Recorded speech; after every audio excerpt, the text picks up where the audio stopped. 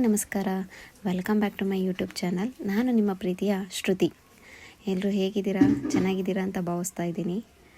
ಈ ಲಾಗ್ ಬಂದು Friday log ಆಗಿರುತ್ತೆ, ಅಂದರೆ ಆಷಾಢ ಮಾಸದ 2ನೇ ಶುಕ್ರವಾರದ ಲಾಗ್ ಆಗಿರುತ್ತೆ. ಈ ಮಳೆಯಲ್ಲಿ ಶ್ರುತಿ ಎಲ್ಲಿಗೆ ಹೋಗ್ತಾ ಇದ್ದಾಳೆ ಅಂತ ನೋಡ್ತಾ ಇದ್ದೀರಾ? ಈ ಮಳೆಯಲ್ಲಿ ಶ್ರುತಿ ಚಾಮುಂಡೇಶ್ವರಿ ನೋಡಲು ಹೋಗ್ತಾ ಇದ್ದೀನಿ. ಯಾವ ಚಾಮುಂಡೇಶ್ವರಿ ಅಂತ ನೋಡ್ತಾ ಇದ್ದೀರಾ?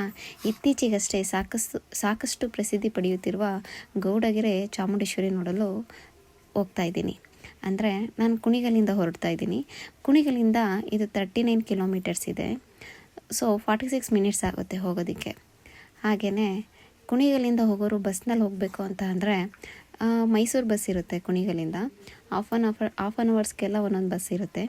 ಸೊ ನೀವು ಬಸ್ಸಲ್ಲಿ ನೀವು ಹೊರಟ್ರೆ ನೀವು ಮಲ್ಲನಕುಪ್ಪೆ ಗೇಟ್ ಹತ್ರ ಇಳ್ಕೊಬೇಕಾಗತ್ತೆ. ಮಲ್ಲನಕುಪ್ಪೆ ಸ್ಟಾಪಲ್ಲಿ ನೀವು ಇಳ್ಕೊಂಡ್ರೆ ಮಲ್ಲನಕುಪ್ಪೆಯಿಂದ ನಿಮಗೆ ಗೌಡಗೆರೆಗೆ 5.8 ಕಿಲೋಮೀಟರ್ಸ್ ದೂರ ಇರುತ್ತೆ ಮಲ್ಲನಕುಪ್ಪೆಯಿಂದ. ಸೊ ಇದು ಮಲ್ಲನಕುಪ್ಪೆ ಕ್ರಾಸ್.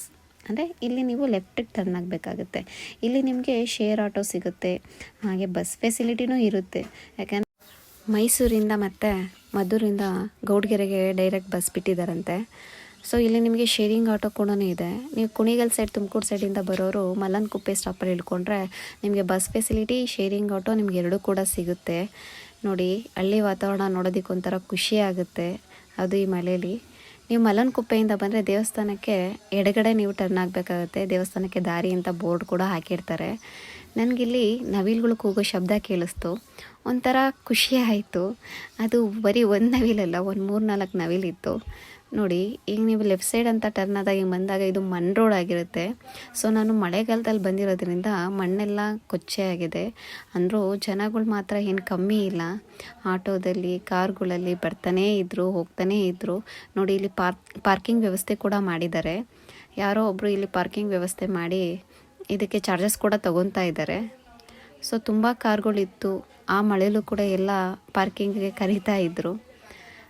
ಹಾಗೆ ಇಲ್ಲಿ ಜಾತ್ರೆ, ಯಾವ ಥರ ಜಾತ್ರೆಗಳಲ್ಲಿ ಇರ್ತಾರಲ್ಲ ಹಾಗೆ ಹಣ್ಣುಕಾಯಿ ವ್ಯವಸ್ಥೆನೂ ಕೂಡ ಇದೆ. ಮನೆಯಿಂದ ತರದಲ್ಲೇ ಇರೋರಿಗೆ ಪುರಿ ಅಂಗಡಿ, ಜೋಳದ ಅಂಗಡಿ ನೋಡೋದಕ್ಕೆ ಚೆನ್ನಾಗಿತ್ತು. ಬಟ್ ಆದರೆ ಮಳೇಲಿ ಹೋಗಿದ್ದೀನಲ್ವಾ, ಕೊಚ್ಚೆ ಭಯ ಆಗ್ತಾಯಿತ್ತು. ಎಲ್ಲಿ ಜಾರು ಬೀಳ್ತೀವಿ ಅನ್ನೋ ಭಯ ಇತ್ತು. ಅಂದರೂ ನಡ್ಕೊಂಡು ಹೋದ್ವಿ. ಹಾಗೇ ಜನ ಇದ್ದರು, ಒಳಗಡೆ ಇನ್ನೂ ತುಂಬ ಜನ ಇದ್ದರು. ಹಾಗೆ ಮುಂದಕ್ಕೆ ಹೋಗಿ ಗಣೇಶನಿಗೂ ನಮಸ್ಕರಿಸ್ತೀವಿ. ಗಣೇಶ, ಈಶ್ವರ ಎರಡಿಗೂ ಕೈ ಮುಗ್ದು ಹಾಗೆ ಮುಂದೆ ಹೊರಟ್ವಿ. ಲೈನ್ ಇದೆ, ಕ್ಯೂನಲ್ಲಿ ಹೋಗಬೇಕು. ಇಲ್ಲಿ ನೋಡಿ, ಎಲ್ಲ ಕಾಯಿ ತೊಗೊಂಡು ರೌಂಡ್ ಆಗ್ತಾಯಿದ್ದಾರೆ. ಏನು ಕಾಯಿನಲ್ಲಿ ರೌಂಡ್ ಆಗ್ತಾಯಿದ್ದಾರೆ ಅಂತ ನಾನು ನೋಡಿದಾಗ ಅದು ಹರಕೆ ಕಾಯಿ ಅಂತೆ. ನೋಡಿ, ಇಲ್ಲೆಲ್ಲ ರೌಂಡ್ ಆಗ್ತಾಯಿದ್ದಾರೆ. ಇದು ಬಸಪ್ಪನ ಗದ್ಲಿಗೆ. ಮೊದಲಿಗೆ ಈ ಸ್ಥಳದಲ್ಲಿ ತಾಯಿ ಚಾಮುಂಡೇಶ್ವರಿ ವಿಗ್ರಹ ಇಟ್ಟಿದ್ರಂತೆ. ಸೊ ಇದೇನು ಪ್ರತಿಮೆ ನೋಡ್ತಾ ಇದ್ದೀರಾ ಬಸಪ್ಪಂದು, ಇದು 2022ರಲ್ಲಿ ಲಿಂಗೈಕ್ಯ ಆಯ್ತಂತೆ. ಸೊ ಆ ಸ್ಥಳದಲ್ಲಿ ಅದರ ಪ್ರತಿಮೆ ಮಾಡಿಟ್ಟಿದ್ದಾರೆ. ಇದು ತಾಯಿ ಚಾಮುಂಡೇಶ್ವರಿ ವಿಗ್ರಹ. ಇದು ಸುಮಾರು 61 ಅಡಿ ಇದೆಯಂತೆ. ಇದಕ್ಕೆ 35,000 kg ಇದೆಯಂತೆ. ಬರೀ ಶ್ರೀ ತಾಯಿ ಚಾಮುಂಡೇಶ್ವರಿ ವಿಗ್ರಹನೇ 35,000 ಇದೆಯಂತೆ. ಇದು ಪಂಚಲೋಹಗಳಿಂದ ಮಾಡಿದೆ. ಅಂದರೆ ಪಂಚಲೋಹ ಅಂತ ಅಂದರೆ ಚಿನ್ನ, ಬೆಳ್ಳಿ, ತಾಮ್ರ ಈ ಥರದಲ್ಲಿ ಮಾಡಿದ್ದಾರೆ. ಇವರು ಇಲ್ಲಿನ ಪ್ರಧಾನ ಅರ್ಚಕರಾಗಿದ್ದಾರೆ. ತಾಯಿ ಚಾಮುಂಡೇಶ್ವರಿ ನೋಡಲು 2 ಕಣ್ಣು ಸಾಲಲ್ಲ. ಇಲ್ಲಿ ಹೋಗ್ತಿದ್ದಂಗೆ ನನಗೆ ಪಾಸಿಟಿವ್ ಎನರ್ಜಿ ಅಂತ ಫೀಲ್ ಆಯಿತು. ಸೊ ಈ ಮಳೆನಲ್ಲೂ ಕೂಡ ನಾನು ಹೋಗಿದ್ದು ಆಷಾಢದ 2ನೇ ಶುಕ್ರವಾರ ಆಗಿದ್ದರಿಂದ ತುಂಬ ಜನ ಇದ್ದರು. ಅಂದ್ರೂ ಬೇಗ ಎಲ್ಲ ಕಳಿಸ್ತಾಯಿದ್ರು. ಈ ಮಳೆಯಲ್ಲಿ ಜನಗಳು ಬೇಗ ಹೋಗ್ತಿದ್ರು. ನೋಡಿ, ಎಲ್ಲ ಛತ್ರಿ ಹಿಡ್ಕೊಂಡು ನಿಂತಿದ್ದಾರೆ. ಈ ತಾಯಿ ಚಾಮುಂಡೇಶ್ವರಿ ವಿಗ್ರಹ ನೋಡೋದಕ್ಕೆ 2 ಕಣ್ಣು ಸಾಲದು. ಹಾಗೆಯೇ ತಾಯಿಗೆ 18 ಕೈ ಇದೆ. 18 ಕೈನಲ್ಲಿ ಆ ತಾಯಿ ನೋಡೋದೇ ಒಂಥರ ಖುಷಿ. ನೋಡಿ, ಇಲ್ಲೆಲ್ಲ ಬಂದ್ಬಿಟ್ಟು ವಿಷ್ಣುವಿನ ಅವತಾರಗಳು ಮಾಡಿದ್ದಾರೆ ಬಂಡೆನಲ್ಲಿ. ನೋಡಿ, ಇಲ್ಲಿ ತಾಯಿ ಚಾಮುಂಡೇಶ್ವರಿ ಪಾದ ಇಲ್ಲಿ ಕಾಣ್ತಿದೆಯಲ್ಲ, ಇಲ್ಲಿ ಚಿಕ್ಕದು ದೇವರು. ಇಲ್ಲಿ ಚಾಮುಂಡೇಶ್ವರಿ ವಿಗ್ರಹ ನೋಡ್ತಾ ಇದ್ದೀರಲ್ಲ, ಅದು ಕೂಡ ಚಿಕ್ಕದು. ಅದಕ್ಕೂ ಕೂಡ 18 ಕೈ ಇದೆ. ಈ ದೊಡ್ಡದಾದ ಚಾಮುಂಡೇಶ್ವರಿ ವಿಗ್ರಹ ಮಾಡೋಕ್ಕಿಂತ ಮುಂಚೆ ಆ ಚಿಕ್ಕದಾದಂಥ ಚಾಮುಂಡೇಶ್ವರಿ ವಿಗ್ರಹವನ್ನು ಅಲ್ಲಿ ಇಟ್ಟು ಪ್ರತಿಷ್ಠಾಪನೆ ಮಾಡಿದ್ದಾರೆ. ಇಲ್ಲಿ ಏನೇನು ವಿಶೇಷತೆ ಅಂತ ನಾನು ನೋಡಿದ್ದು ಅಂದರೆ, ಇಲ್ಲಿ ಕಾಯಿ ಕಟ್ಟುವ ವಿಶೇಷತೆ ಇದೆ.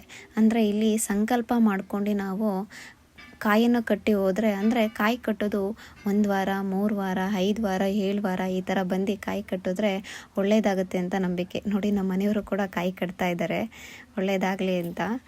ಆ ತಾಯಿ ಚಾಮುಂಡೇಶ್ವರಿ ಒಳ್ಳೇದು ಮಾಡಲಿ.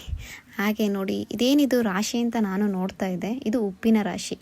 ಯಾಕೆ ಈ ಉಪ್ಪಿನ ರಾಶಿ ಹಾಕಿದ್ದಾರೆ ಅಂತಂದರೆ, ಉಪ್ಪಿನ ರಾಶಿ ಭಕ್ತಾದಿಗಳು ಹರಕೆ ಅಂತ ಇದು. ಅಂದರೆ ಉಪ್ಪು ಹೇಗೆ ಕರಗುತ್ತೋ ಅವ್ರ ಕಷ್ಟನೂ ಹಾಗೆ ಕರಗಲಿ ಅಂತ ಹರಕೆ ಮಾಡಿ ಬಂದು ಉಪ್ಪಿನ ರಾಶಿ ಹಾಕಿ ಹೊರಡ್ತಾರಂತೆ. ಸೊ ಚಾಮುಂಡೇಶ್ವರಿ ನೋಡೋಕ್ಕೊಂಥರ ಖುಷಿ ಆಯಿತು. ಇಲ್ಲಿ ಕಾಯಿ ಕಟ್ಟುವ ವಿಧಾನ ಹೇಗೆ ಅಂತ ಅಂದರೆ, ತಾಯಿ ಚಾಮುಂಡೇಶ್ವರಿನ ನೋಡಿ ಅಲ್ಲಿ ದೇವ್ರ ಹತ್ರ ಅವರು ಅರ್ಚಕರು ಇಟ್ಟು ಕೊಡ್ತಾರೆ. ಅದನ್ನು ಈಸ್ಕೊಂಡು, ನಮಗೂ ಗೊತ್ತಿರಲಿಲ್ಲ ಹೇಗೆ ಕಟ್ಟೋದು ಅಂತ. ನಾವು ಒಂದು ಸಲ ವಿಚಾರಿಸಿದ್ವಿ. ಅವರಂದರು, ಇಲ್ಲಿಂದ ಹೋಗಿ ಅಲ್ಲಿ ಬಸಪ್ಪಂದು ಸ್ಟ್ಯಾಚ್ಯೂ ಇದೆಯಲ್ಲ, ಆ ಬಸಪ್ಪನ ಸ್ಟ್ಯಾಚ್ಯೂಗೆ ನಾವು ಪ್ರದಕ್ಷಿಣೆ ಹಾಕಬೇಕು ಅಂತ ಹೇಳಿದ್ರು. ಇದು ನೋಡಿ ಈಗಿರೋ ಬಸಪ್ಪ. ಈ ಬಸಪ್ಪ ಅಂದರೆ ನಾವು ಮನಸ್ಸಲ್ಲಿ ಏನಾರು ಅಂದ್ಕೊಂಡೋಗಿ ಬಸಪ್ಪನ ಮುಂದೆ ಕೂತ್ಕೊಂಡ್ರೆ, ಆ ಬಸಪ್ಪ ಬಲಗಾಲನ್ನು ಇಟ್ಟರೆ ಆಗುತ್ತೆ ಅಂತ, ಎಡಗಾಲನ್ನು ಇಟ್ಟರೆ ಆಗಲ್ಲ ಅಂತ. ನೋಡಿ, ಬಸಪ್ಪನಿಗೂ ಕೂಡ ಎಷ್ಟು ಖುಷಿ ಆಗುತ್ತೆ. ಬಸಪ್ಪ ಹೇಗೆ ನಮ್ಮ ಕಷ್ಟಗಳ್ನ ಅರ್ಥ ಮಾಡ್ಕೊಂಡು ಹೇಳ್ತಾರೆ ಅನ್ನೋದನ್ನ. ಇಲ್ಲಿ ನೋಡಿ, ಈ ಬಸಪ್ಪನ ಸ್ಟ್ಯಾಚ್ಯೂ ಇದೆಯಲ್ಲ, ಇಲ್ಲಿ ಕಾಯಿ ಕೊಟ್ಟವರು ಪ್ರದಕ್ಷಿಣೆ ಹಾಕಬೇಕು.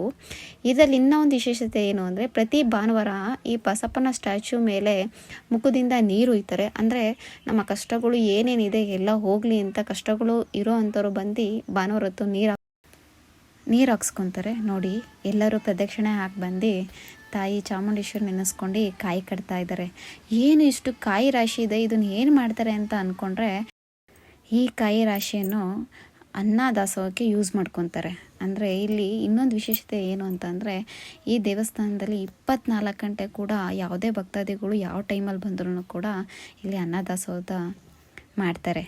ನೋಡಿ, ತಾಯಿ ಚಾಮುಂಡೇಶ್ವರಿ ಎಲ್ಲರಿಗೂ ಅನ್ನದಾಸೋಹ, ಯಾರು ಖಾಲಿ ಹೊಟ್ಟೆಲಿ ಹೋಗಬಾರ್ದು ಅಂತ ಅನ್ನ ಪ್ರಸನ್ನ ಕೊಡ್ತಿದ್ದಾರೆ.